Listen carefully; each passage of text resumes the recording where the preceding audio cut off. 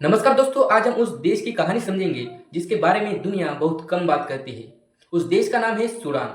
यह हालात इतने खराब है कि यूएन कह रहा है कि यह संकट सीरिया और यमन से भी बड़ा है। हजारों लोग मारे जा चुके हैं और करोड़ों लोग अपने घर छोड़कर भाग रहे हैं। हाल ही में आई सैटेलाइट तस्वीरों में दिखा कि सूडान के एल फशर शहर में सैकड़ों लाशें एक जगह पड़ी थी और आसपास इतना खून था कि ऊपर से पूरा इलाका लाल दिख रहा था। या कुछ नॉन अरब अफ्रीकन ट्राइब्स को उनकी पहचान की वजह से मारा जा रहा है, जिसे एथनिक क्लिंजिंग कहा जाता है।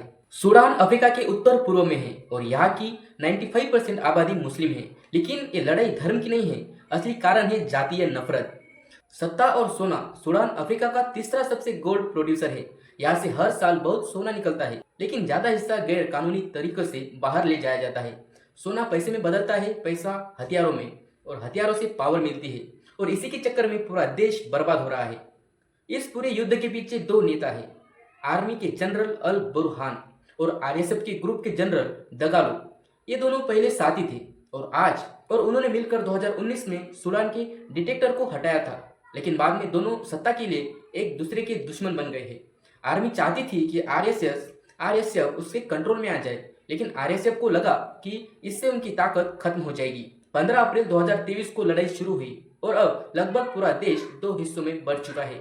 एक भाग आर्मी के हाथ में और दूसरा आरएसएफ के। दारफुर नाम के इलाके में पहले भी 2003 में बहुत बड़ी हिंसा हो चुकी है। आज वही कहानी फिर से दोहराई जा रही है। आरएसएफ के लड़ाके गैर अरब अफ्रीकन ट्राइब्स जैसे फर, मसालित और जागावा पर हमला कर रहे हैं। घर जला दिए गए, हजारों लोग मारे गए और कई शहर लगभग खाली हो चुके हैं। यह धार्मिक युद्ध नहीं बल्कि जातीय नफरत पर आधारित हिंसा है, जहां लोगों को सिर्फ उनकी पहचान की वजह से मारा जा रहा है। क्योंकि लड़ाई सिर्फ दो जनरल की नहीं है, कई विदेशी देश भी इसमें शामिल है। आरएसएफ पर आरोप है कि उसे यूएई, रूस, चीन और तुर्की से हथियार मिल रहे हैं।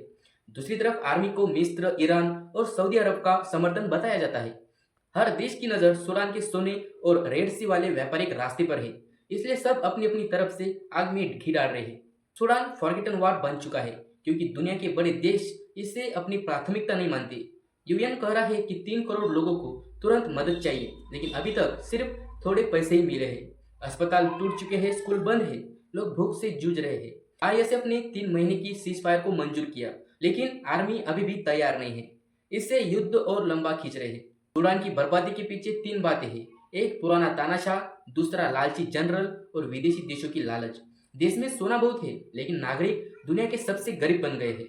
अगर अंतर्राष्ट्रीय दबाव पड़ा तो यह जेनोसाइड रोक सकता है, लेकिन अगर दुनिया चुप रहे तो आने वाले समय में इतिहास का एक और दुखद अध्याय लिखा जाएगा। जय हिंद।